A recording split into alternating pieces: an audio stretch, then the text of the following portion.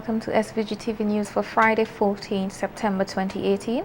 I'm Yvette Bowens with the details. Talks between the developers and residents on Canouan over the usage of land for location of education facilities on the island have stalled. Persons representing the developers met with residents yesterday to discuss plans which were already approved for the construction of a primary school and a secondary school for residents on the island. MP for the Southern Grenadines, Terence Oliver, is calling on the government to adequately address the educational needs of the people of Canouan. Oliver said residents rejected this proposal amid concerns that the proposed schools will encroach on lands being used for a recreational park. This playing field that is presently in front of the schools, what they use for the regular PE classes, it is also where the sports meets are held. The community also use it. And then if you're going to take away much of that from them and they have to use another playing field for sports and other heavy type of sporting activities, then generally there should be some form of consultancy. You are building the schools around the park. First I was told that there would be no encroachment, but there would be, because I was also informed presently you have about 80,000 square feet, and when the construction is finished, it's somewhere down to 45 or 50,000 square feet. So you take away much of the park, and who knows, it might be bigger than that. Because if you are building a preschool, private preschool, a private primary school, the present primary school will be relocated, and also a secondary school around that field, then you hardly have anything, you hardly leave any room. Oliver said the residents are upset that plans for the construction of a school was discussed and approved without the knowledge of residents. The government, I heard it was announced that a team should be on the island today in order to come up with solutions to the problem, but we haven't heard about any meeting or where this team will be meeting with the people. I was informed, reliably informed, that they're presently in meeting with the drafters or CCA or whoever they are consulting with. And you see, this is the whole disrespectful thing that is being done. Representative or nor the people are being consulted about what is happening. What they should expect. Meanwhile, Prime Minister Dr. Ralph Gonsalves said he has been assured by the developers on Canouan that no order has been given to lay off employees. Speaking on WFM today, the Prime Minister said he has spoken with the developers on the issue and was told there is no current plan to lay off anyone. PM Gonsalves also questioned the origin of the rumors. I had spoken to Mr. Dermot Desmond, who is the owner, the principal shareholder of Glossy Bay Marina. This is the marina which is built there. You know, the government has about 16% shareholding or thereabouts. The minority shareholders, we had put in our land as equity. As Mr. Desmond had said to me before, when I heard the same rumor, he said he hadn't given any instructions. This morning again, because last night I heard that 60 people either get letters or get in letters. This morning Bing was telling me it's 200. And Bing asking me, I said, Bing, I could only tell you what I have known from my conversations with Mr. Desmond. I called him this morning again. He said he has given nobody any instructions to fire anybody. So I don't know where this talk is coming from. PM Gonsalves also addressed the issue of the proposed secondary school, saying that he believes its construction will not encroach on the playing field area. I happen to know that our officials went down today. Yes, Mr. Pompey and others. I believe that they would have gone and looked at this place already. Earlier in the week, I think on Wednesday, other officials had gone down to make sure that where we have agreed with the developers in the north to build the campus, which would start out with I'm talking about a new educational facility including, as we go ahead, a secondary school. But as phase one to start, what they're doing to expand on it, to make sure that they don't encroach on land where people play. Precisely. Because that would not be permitted. And we can do things properly and orderly. So I don't see what all of this hullabaloo is about. Meanwhile, activist Terry Bino says residents on Canouan are concerned about rumors that workers at the Glossy Bay Marina may be laid off. Bino's comments came after residents on the island staged a protest on Wednesday over concerns of possible loss of employment. He said the information being circulated is that the retention of jobs is dependent on the outcome of a court case to be heard next week. Well, what we heard is that there would be roughly about 70 persons who may first get letters to go home. Depends on the court hearing on Wednesday the 19th. Persons are suggesting that if the court give a week or two to relocate the kids from the primary school, the work would continue to go on and persons would not be laid off. However, if the court put off that case again, I think those persons would go. If the court decides to give a 3-month period for the school to be relocated, they would start down trench on persons. People with mental illnesses are still human beings and must be treated as such. This reminder came from Acting Senior Nursing Officer at the Mental Health Rehabilitation Center, Elizabeth Medford, as she spoke about a series of workshops to assist stakeholders in providing the necessary care for persons with mental illnesses. Members of the police force, the prison service, and the health sector are receiving training from the staff of the Mental Health Rehabilitation Center. Today, 27 prison officers and 7 nurses were engaged in a one-day workshop. Sister Medford highlighted some of the areas of focus. Okay, today we're going to be teaching them about different disease processes like schizophrenia, substance abuse, which are some of the main conditions that the mentally ill inmates suffer with. We're going to teach them about them so they can easily detect the signs and symptoms when the patient is getting ill, so that they know when to refer, who to refer to. And we're going to be teaching them about de-escalation skills. When they get aggressive, exactly how you approach that situation and how you de-escalate that situation and bring the patient calm to avoid injuries both to themselves and to the prisoner, the inmate, and other prison population. Right? And we have a prison clinic once a month. We go into the clinic and we assess the patients ourselves, make sure they get the follow-up medications, and they get the support if they need counseling, refer them to a counselor. We have social worker to work out social issues and so that when they're discharged, it's a smooth transition and follow-up. Sister Medford said the police began their training on the 6th of this month, where the focus was on de-escalation and safety techniques when dealing with persons with mental illnesses. She said a wide cross-section of health personnel is also being engaged in order to bring mental health into primary health care. Our police Senior nursing officer explained the benefits of this strategy. Our police officers are the frontline responders when we need help in the community to bring a patient for treatment.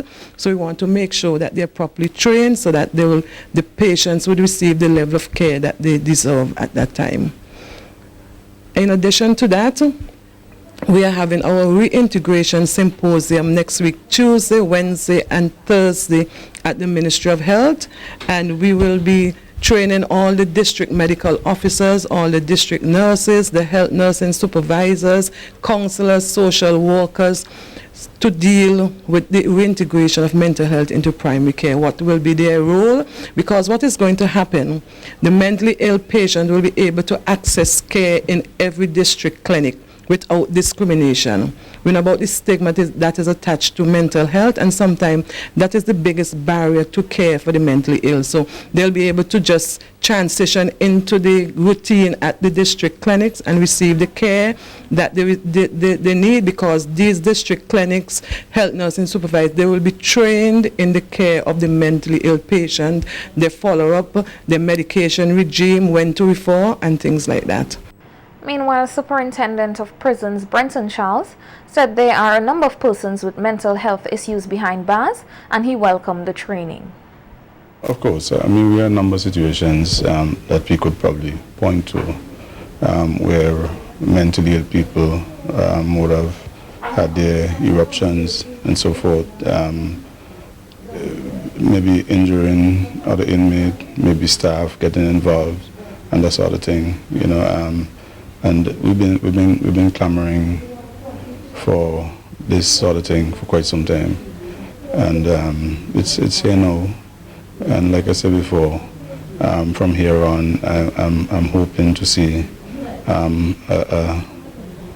180 in the way we relate to the mentally ill among us. Really, you know, we know they need special help, and oftentimes we could get mad at them, but you know, they're not really in their boots, you know. So I think this would really help us to better relate and treat, you know, and rehabilitate, of course, those who are so, yeah. An appeal has been made for all institutions in society to play a role in the rehabilitation of persons with mental illnesses.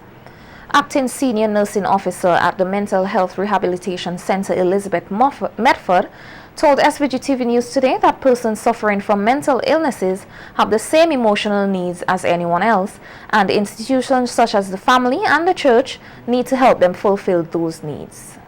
Because what is happening now, because of the stigma that is attached to mental health, it creates a barrier, and sometimes they are not given the care that they deserve.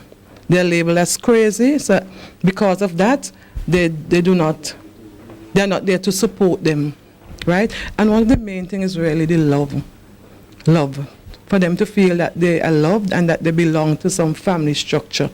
And we're calling on the churches, the social workers, the counselors, the businessmen, everybody in society to really look at the mentally ill patient as a human being, because they have the same needs like we do. Their disease process might be a little different, and sometimes they do suffer with other morbidity, high blood pressure, sugar and all that sort of thing, but they do not get the care that they need. So we are educating the public so that they can give them that support and give them that care. What we are also doing too, we're doing some screening for anxiety and depression. Once you find these things early, it can be treated at that stage so that you don't go on to develop mental illness. She said the Mental Health Rehabilitation Center will be engaged in activities to assist families in providing care for loved ones. So, coming on stream, we're going to have a workshop for family and friends of mentally ill patients. We teach them about the disease process, we teach them about medication, we teach them about referral, about follow-up, we teach them how to de-escalate conditions at home when the patient gets aggressive, what you do to calm the patient down. We teach them about the triggers, things that can trigger them to get aggressive. So we're going to have that workshop so that when the patient leaves hospital, leaves mental health and goes home, that framework is already there to support them. St. Vincent and the Grenadines and other states within the Eastern Caribbean Currency Union will be using some new EC currency notes come next year. That's the word from Trevor Brathwaite, Director of the Eastern Caribbean Central Bank. Speaking on the program ECCB Connect earlier this week, Brathwaite explained that they are changing the material from cotton to polymer, which will have advanced security features. Because of the use of this new substrate, we are able to get enhanced security features. So for the $20, $50, and $100 note, we have what we call a holographic window. Now, it's a see-through window. So when you hold a note up into the air and into light, you will see through that holographic panel. What makes that a very important security feature is that if someone tries to copy that note, let's say put it on a photocopier or whatever as a counterfeit, that portion will turn out black. Okay. And so right away, it would have spoiled the efforts of any counterfeiter. Now the $5 and the $10 have similar holographic windows, but on a smaller scale. So there, if you look at the note, there's a triangle with a future plant, colored plant, and in that that holographic window, it's a smaller one, but a triangular one, it will have the same feature. So if the notes are held up, you can see through that particular holographic window. Bradford said they have also taken into consideration the visually impaired, who will be able to identify the bills by feeling for a certain new feature. You will have a tactile feature for visually impaired individuals, so that they can feel the note, right? Feel what each denomination will have a different tactile feature. It is not a Braille feature. So we want to make that distinction, because our research indicates that not many of our citizens are familiar with Braille, right? They do not use Braille consistently as we would like. So what we've done is to have a tactile feature. In other words, it's like raised bumps on the note itself, and it is distinguishable by the denomination of the note. The $50 and $100 notes will be the first to come into circulation next year. These two notes will have major changes, as the $50 note will feature a Vincentian who served the Eastern Central Bank for more than 20 years. We have the image of Sir K. Dwight Venner on the note. You know, the $100 note has Sir Arthur Lewis, so the $50 note will now have an image of Sir K. Dwight Venner on it. So we're very excited, and in fact, the timing of production for the notes is that the $50 and the $100 notes will be done first. So they'll be the first set of notes out in circulation before the other denominations. So we can look forward to that event in sometime next year, by the middle of next year, when these notes will be put into circulation, and our citizens now will be able to see an image of Sir K. Dwight Venner on the $50 note. You know, when Sir K. Dwight Venner passed, there were a lot of submissions that came to the central bank with respect to honoring his legacy, the time that he spent with the central bank, and we made sure that that is a long-lasting memory that we can put in place because of his efforts in establishing the central bank and managing the central bank over the 25, 26 years that he did. The curriculum for history and social studies in SVG will be refreshed to keep abreast with relevant information coming out of research on the Garifuna culture and heritage in the Caribbean. To aid in this process, teachers were part of a one-day cultural heritage assessment workshop today, which was organized by the Garifuna Heritage Foundation in collaboration with the Ministry of Education. Senior Education Officer at the Curriculum Department, Aldia Dyer, said that information from old history books is irrelevant and has misguided many generations.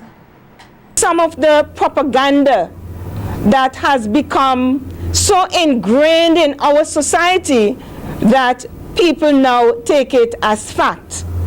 While the majority of our teachers teach the new information, the new facts that have been presented to us, we still have one or two here and there who still hold on to that old information. So here and there, we will still find in a student's book this very famous sentence: the Arawaks were peaceful, the Caribs were warlike. Isn't that so? And oftentimes, teachers would argue with you that this is what we learned when we were at school. Dyer told the teachers that they are now in a better position to teach and do their research on the Garifuna heritage and culture. Collaborating today with the Garifuna Heritage Foundation to have this workshop is expected to bring you the benefits of giving you new knowledge on skills of how exactly you can go about researching, conducting the research yourselves. In addition, you can take back this information to the classroom and you can instruct your students and better guide them as to how they themselves can carry out research and so get the information, get the evidence, and create new documents that we need to teach our own local history. Senior Education Officer Decima Hamilton, who represented the SVG National Trust, lauded the efforts made to help in the re-education of teachers in this field. The National Trust has always been interested in ensuring that local information is disseminated to teachers, but that mechanism really is found in the Ministry of Education. We do not always have the financial resource or capacity to host workshops and training like this. So we are pleased that we had collaborate with the Garifuna Heritage Foundation. And at the end of today, all of our teachers are going to be better trained, better placed to help in the dissemination of information of local history. Two UK doctors in culture, heritage and research are in SVG to train history and social studies teacher how to teach the Garifuna heritage and culture in schools. The intervention is a collaborative effort between the Ministry of Education and the Garifuna Heritage Foundation. Speaking at the workshop opening ceremony today, Dr. Niall Finneran said the outcome will greatly benefit the country. And we hope it will be very valuable for you. And the whole onus of this seminar we're putting together is to make it practical, make it stuff that's going to work, because we realize there are many, many limitations. And it's not just here, all over the world with issues of teaching humanities and doing humanities. People don't regard the stuff that we do as important. People think, quite rightly, as doctors, architects and so forth, but there is room for humanities, there's room for teaching this stuff. And what we're going to be doing with you today is showing you how we can make it relevant to the children that you teach, and that will have positive effects for the future of this country. Another doctor in cultural heritage, Dr. Christina Welch, challenged the teachers to involve their students by annually displaying their research and work. We hope will come out of what we're doing today and tomorrow is maybe some sort of exhibition from your children that could actually be part of that conference in March, so that the work that you're doing with the young minds will actually feed into something that more people could come and see, and people from all over the world really that come for the conference. More than 20 teachers were part of today's workshop. They were given research papers on which to work. These should be completed in time for next year's Heritage Day activities. President of the Garifuna Heritage Foundation, David Darkey Williams, welcomed the initiative to have the teachers trained. I hope that this seminar opens up new doors, equipped you with at least one fresh idea that you would be able to use to introduce the subject of the Garifuna and other things relating to other aspects of Vincentian heritage to your students.